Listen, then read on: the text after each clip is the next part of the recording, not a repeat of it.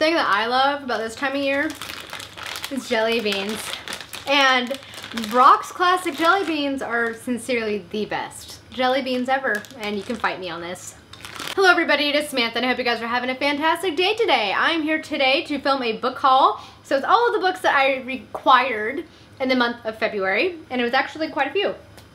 So oops, but not really, because you can never have too many books. So the first few books I have to show you guys are ones that I received from publishers. The first one, of course, is one from Disney Hyperion, and it's a new Rick Riordan Presents books, and it's Sal and Gabby Break the Universe. This imprint is all about bringing books for the middle grade audience from own voices authors that feature different diverse areas of the world.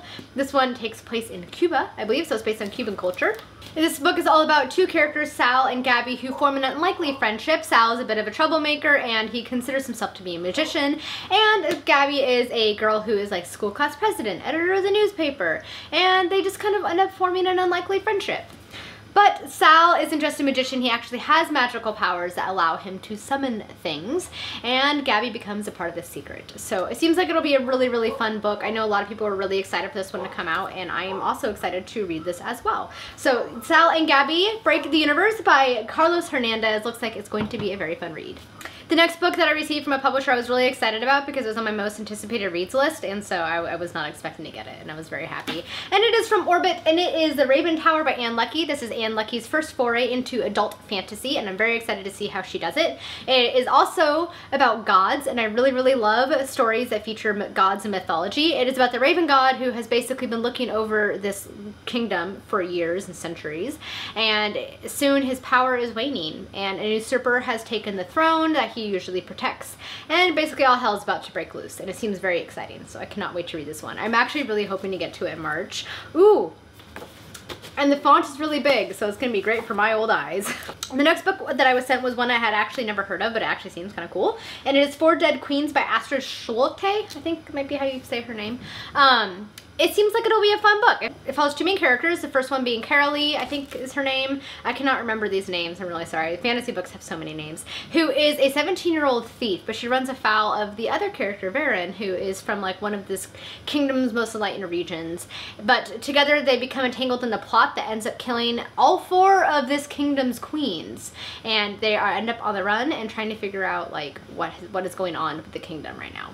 Seems like it'll be kind of a fun book. I don't know, I actually had never heard of it, and then they sent it to me and I was like, okay, this seems cool. So now I have it in my hands. So if you know anything about this book, please let me know down below because I'm very curious.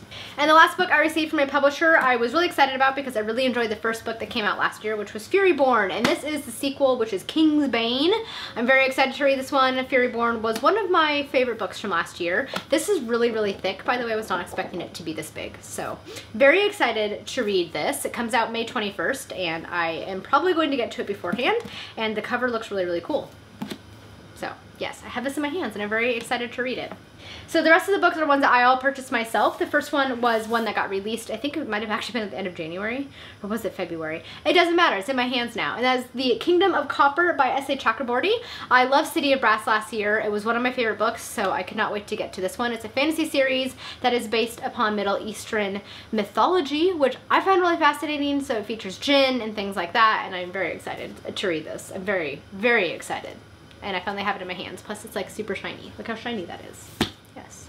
The second book I picked up was a next book in the King Fountain series by Jeff Wheeler, and that is The Thief's Daughter. I'm actually almost done with this. I have like 40 pages left, so I'm going to be finishing this today, and I'm very excited. I'm also going to be purchasing the rest of the books in the series because Jeff Wheeler's fantasy books are very addicting, and I am a fan. So I have not enjoyed this one quite as much as Queen's Poisoner, but I suspect that the series is going to be getting better and better because this is kind of, I can tell, setting up the story for the future books. So it's kind of a setup book, but I still enjoyed it, so that's good. And the last 4 books I picked up last month were all nonfiction books, which has been a while since I have purchased them. And they're all history books because, as you guys may know, I really enjoy medieval and ancient history. The first one is 24 Hours in Ancient Rome, A Day in the Life of the People Who Live There. I love these types of books. I like seeing history from the perspectives of the people who lived during that time period, like what life would have looked like for the average person. Like, I don't really care about like the royalty, what was it like for the peasants. So books like these are up my alley. So it features a bunch of different type of people you would have found in like an ancient Roman city, like the tavern keeper at lunchtime, the water clockmaker starts a project, like things like that. So I'm really looking forward to reading this one.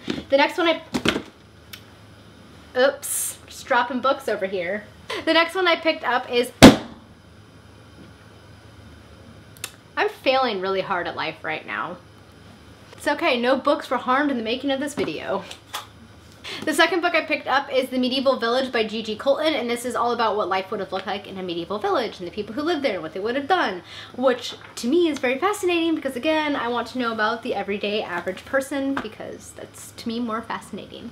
The next one I picked up was A Medieval Family, the Pastons of 15th Century England. Apparently this family left like some of the most complete records of what people would have done and lived and bought and what have you in the Middle Ages, which I found really interesting. So they have all this information on this one family.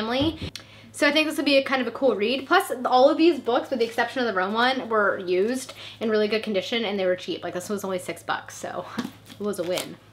And the final book I picked up was Uppity Woman of Medieval Times, and it's all about these women who like broke out of the standard like stereotypical female roles during the Middle Ages. I love books like this. I think it'll be fun. Pretty much it's just like 1 or 2 pages on each of them, and I think it'll just be kind of a fun book to pick up and flip through and read because I'm all about uppity woman, because I am one.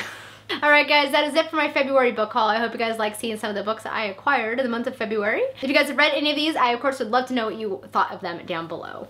Thank you guys so much for watching. Hope you all have a wonderful day. Until next time, happy reading. Bye!